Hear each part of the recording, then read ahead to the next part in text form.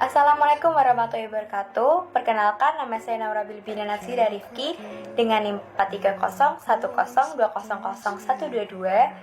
Di sini saya akan mereview drama Korea yang berjudul It's Okay Not to Be Okay guna memenuhi tugas UTS Psikologi Sosial. Sebelum kita membahas lebih jauh mengenai drama It's Okay Not to Be Okay ini, pertama kita akan mengetahui apa sih drama It's Okay Not to Be Okay itu.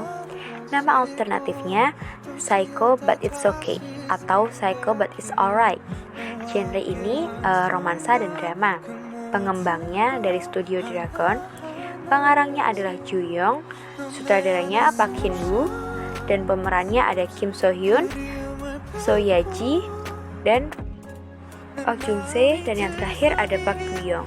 Negara asalnya Korea Selatan, bahasa aslinya Korea, dan jumlah episode dari drama Korea ini ada 16 episode. Langsung saja kita masuk ke sinopsis. Drama Korea It's Okay Not to Be Okay ini mengisahkan 3 manusia yang dipenuhi oleh luka dan trauma, tetapi berusaha terlihat tegar dan kuat di depan semua orang. Tokoh utama perempuannya yaitu Ko Moon Young. Ia adalah penulis buku dongeng anak-anak yang terkenal yang memiliki sifat kasar, arogan, dan egois. Sementara tokoh utama laki-lakinya, Moon Kang Tae, merupakan perawat muda yang bekerja di rumah sakit jiwa dan memiliki seorang kakak yang mengidap Autism Spectrum Disorder atau ASD yang bernama Moon Sang Tae. Yang membuat It's Okay Not to Be Okay ini berbeda dengan drama lainnya adalah karena drama ini mengangkat mengenai isu kesehatan mental. Kesehatan mental yang terabaikan yang sangat mungkin terjadi pada kita dan orang-orang di sekeliling kita. Langsung saja kita masuk ke sinopsisnya. Alkisah, hiduplah seorang gadis yang sangat cantik yang tinggal di sebuah kastil yang sangat besar terpencil di tengah hutan. Gadis ini kesepian dan tidak punya teman. Setiap kali ia mencoba berteman, orang-orang akan menjauhinya. Mereka akan mengatakan bahwa gadis itu seperti monster. Gadis yang terkucilkan itu kesal, marah, dan mulai melampiaskan kesalahannya dengan memancing dan menyiksa ikan yang ditangkap. Tak lama, tanpa sengaja, kailnya mengenai seorang bocah laki-laki yang tenggelam. Dan tanpa sengaja pula, gadis itu menyelamatkan bocah laki-laki tersebut. Ajaibnya, seketika bayangan gelap yang menaungi gadis itu menghilang. Tapi sebagai gantinya, bocah laki-laki itu terus mengikutinya kemana-mana. Hingga suatu hari, sang gadis memperlihatkan satu buku kupu-kupu yang dibunuhnya kepada sang bocah laki-laki. Sang bocah laki-laki pun terkejut. Dia sangat ketakutan, dan sejak saat itu gadis malang itu kesepian lagi. Cerita sebenarnya pun dimulai. Moon Kang Tae adalah perawat di rumah sakit jiwa. Ia adalah seorang yang yatim piatu. Satu-satunya keluarga yang ia miliki adalah kakaknya, Moon Sang Tae, yang menderita Autism Spectrum Disorder. Hidup berdua bersama kakaknya menderita ASD membuat Kang Tae selalu menyembunyikan dan menahan perasaannya. Ia tak pernah marah, tak pernah mengungkapkan hal yang dia sukai. Seluruh hidupnya ia abdikan untuk menjaga sang kakak. Beban ini makin terasa sangat berat, terutama setelah ibu mereka meninggal dalam sebuah pembunuhan 18 tahun silam. Sang Tae yang menderita ASD adalah saksi dalam kasus itu. Namun, dengan kondisi yang seperti itu, tak memungkinkan bagi Sang Tae bersaksi. Identitas pembunuh pun tak terungkap. Pembunuhan ibu mereka menghantui Sang Tae. Hingga pada saat tertentu, ingatan tentang pembunuh itu hadir dalam bentuk mimpi. Sang Tae merasa ada ratusan kupu-kupu yang datang ke mimpi Sang Tae, mengejar serta mencoba untuk membunuh dia. Akibat trauma itu, Sang Tae dan Kang Tae terus berpindah tempat untuk ia tinggali. Mereka seperti melarikan diri dari mimpi buruk. Itu, Ko Moon Young adalah seorang perempuan cantik, dingin, antisosial, yang juga penulis dongeng anak terkenal. Sesuai dengan kepribadiannya, cerita anak yang ditulis oleh Ko Moon Young sungguh seperti cerita anak kebanyakan yang berakhir bahagia. Semua adalah cerita yang gelap dan suram. Sang Tae adalah penggemar dari Ko Moon Young. Pertemuan pertama Ko Moon Young dengan Moon Kang Tae terjadi di rumah sakit jiwa tempat Kang Tae bekerja. Saat itu, Moon Young sedang menggelar pembacaan dongeng untuk menghibur para pasien. Tapi salah satu dari pasien tersebut mengamuk dan menyerang Ko Moon Young. Untungnya, Kang Tae datang di saat yang tepat dan berhasil menyelamatkannya. Moon Young yang naik pita mencoba menusuk pasien itu. Maklum ya, karena Ko Moon Young ini memang orangnya sangat impulsif. Beruntung, Kang Tae berhasil menahan pisau yang dijamkan oleh Ko Moon Young saat itu. Kemudian saat itulah pandangan mereka bertemu. Moon Young langsung tertarik kepada Kang Tae. Singkat cerita, Moon Young yang sangat terobsesi dengan Kang Tae mulai mengikuti kemanapun Gang Tae pergi, termasuk saat akhirnya Gang Tae pindah kerja ke rumah sakit jiwa OK yang dipimpin oleh Direktur Oh.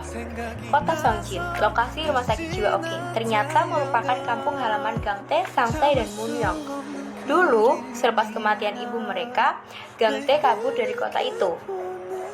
Sementara Moon-young menghabiskan masa kecilnya di sebuah kastil besar terpencil di Songjin. Dari kota ini, trauma ketiga tokoh pun dimulai, dan di tempat yang sama juga mereka harus mengakhirinya. Kadal Ko Moon-young yang membentak penggemar dalam sebuah acara jumpa fans membuat perusahaan penerbit yang menaunginya bangkrut. Pimpinan perusahaan penerbitan Sang Gisang, Lee Sang-in, yang kehilangan seluruh hartanya, pada akhirnya terpaksa mengikuti Moon-young ke kota Songjin. Di sana, ia menyewa kamar kecil di rumah Kang Sung-dok. Kebetulan Kang Sung-dok adalah ibu dari Nam-juri, rekan kerja Gang Tae.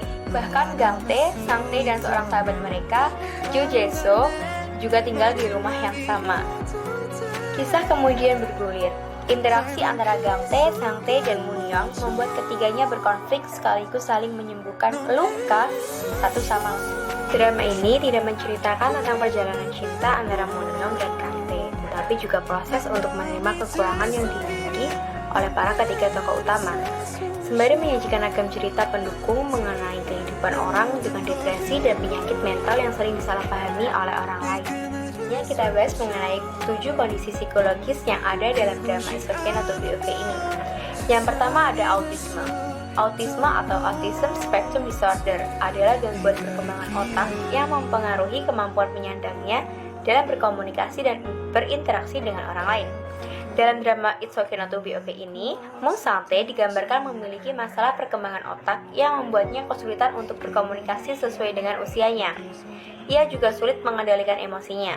Meski begitu, Sang-tae memiliki impian yang sangat kuat untuk menjadi seorang ilustrator, dan impian inilah yang membantunya bangkit dari trauma masa kecil. Dan yang kedua, kepribadian ganda atau identitas disosiatif. Gangguan kepribadian ini disebabkan oleh pengalaman yang luar biasa. Pengalaman itu biasanya traumatis seperti kekerasan fisik dan seksual yang terjadi di masa kanak-kanak yang menyebabkan penderitanya memiliki 2 atau lebih identitas yang berbeda yang disertai dengan perubahan perilaku, ingatan, dan pemikiran. Dalam drama ini, Yoo Sun-hye sedari kecil sudah menerima kekerasan fisik dari sang ibu dan kemudian dijual oleh sang ayah ke rumah dukun. Yoo Sang-hye digambarkan memiliki 2 identitas yang berbeda, yaitu dirinya saat dewasa yang bertindak sebagai cenayang, kemudian identitas yang satu lagi adalah dirinya sebagai anak kecil yang rapuh dan sering menangis. Kemudian yang ketiga yaitu antisosial. Adalah sebuah gangguan kepribadian di mana terjadi penyimpangan perilaku yang tidak sesuai norma, dilakukan dari terus-menerus dan mengarah pada perilaku yang berpotensi bahaya bagi dirinya dan orang lain. Biasa dikenal dengan nama psikopat atau sosiopat. Penderita gangguan kepribadian ini tidak punya empati atau rasa kasihan kepada orang lain, tidak dapat introspeksi diri dan merasa lebih hebat dari orang lain dan manipulatif. Dalam drama ini, Do Hwi-jae dan Ko Moon-young adalah ibu dan anak yang digambarkan tidak memiliki empati atau rasa kasihan terhadap orang lain dan tidak segan-segan untuk melukai orang dengan benda tajam. Kemudian yang keempat ada PTSD atau Post Traumatic Stress Disorder. Adalah kondisi di mana psikologis yang dapat terjadi pada orang yang pernah mengalami atau menyaksikan peristiwa traumatis seperti bencana alam, kecelakaan serius, aksi teroris, perang, pemerkosaan, atau serangan kekerasan pribadi lainnya. Pada penderita PTSD ini biasanya akan bereaksi sedih, takut, atau marah saat mendengar suara yang keras atau sentuhan tidak disengaja yang dapat memicu kilas balik kenangan traumatis yang pernah dialami. Pada drama ini, Kan Pil-won digambarkan sebagai veteran perang dengan gangguan PTSD yang memiliki sifat asli ramah dan penyayang. Hingga pada suatu hari ia mengalami serangan panik yang sangat hebat saat mendengar suara yang menyerupai suara tabrakan. Halusinasi ini bisa disebabkan oleh shock berat, penyakit tertentu, dan lain-lain. Dalam drama It's Okay Not to Be Okay ini, Kang Eun-ja digambarkan mengalami halusinasi yang membuatnya menghayal menjadi istri konglomerat yang ingin mencarikan jodoh untuk anak perempuannya. Ia mengalami ini setelah mendengar anaknya meninggal akibat kecelakaan usai bertengkar hebat dengannya. Kemudian yang keenam yaitu manic disorder.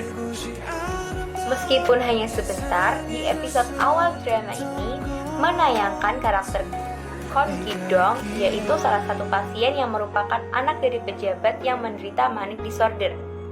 Kondisi psikologis ini membuat seseorang ingin menunjukkan bagian private-nya pada orang lain. Kwon Ki-dong mengalami kondisi psikologis ini setelah ia merasakan kekecewaan yang sangat mendalam terhadap keluarganya.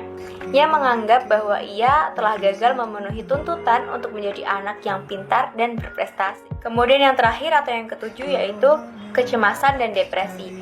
Depresi adalah gangguan suasana hati yang ditandai dengan perasaan sedih yang mendalam dan rasa tidak peduli. Sering diremehkan, depresi bisa berdampak buruk bagi hubungan sosial, produktivitas tubuh hingga munculnya keinginan untuk bunuh diri. Dalam drama ini, Arum adalah salah satu pasien yang digambarkan mengalami depresi dan kecemasan akibat kekerasan dalam rumah tangga yang dilakukan oleh mantan suaminya. Selanjutnya kita membahas mengenai kelebihan dan kekurangan yang ada dari drama It's Okay Not To Be Okay. Yang paling saya suka dari It's Okay Not To Be Okay ini adalah kemampuan penulis membuat relasi yang realistis antara kisah yang dialami para tokoh dengan dongeng-dongeng ternama. Interpretasi baru dari dongeng-dongeng sepanjang masa itu juga sangat menarik. Cerita menjadi out of the box, seperti mengajarkan kita bahwa hidup memang tak seindah dongeng. Bahkan dalam dongeng pun ada kenyataan-kenyataan pahit yang tersirat. Tidak ada tokoh yang hadir tanpa alasan dalam drama ini. Meski sejumlah tokoh hanya tampil dalam beberapa scene, tapi semua itu membawa pesan penting dan membuat jalinan cerita menjadi makin solid. Untuk akting para aktornya sudah tidak bisa diragukan lagi. Aktingnya sangat meyakinkan, penjiwaan dari semua pemain sangat bagus. Dan untuk alurnya tidak aneh-aneh seperti kebanyakan drakor.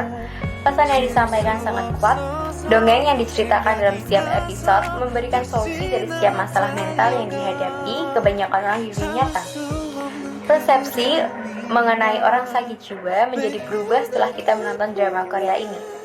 Dan untuk kekurangannya, ada beberapa plot holes dalam drama ini.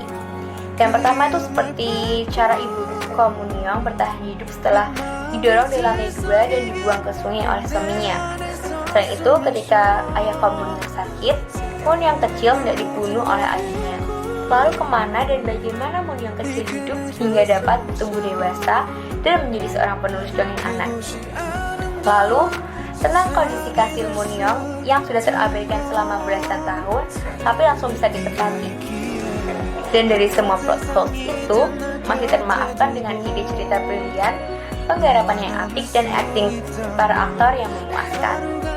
Baik, saya kira cukup dari saya. Mohon maaf apabila terdapat kesalahan maupun kekurangan dalam review drama It's Okay Not To Be Okay ini.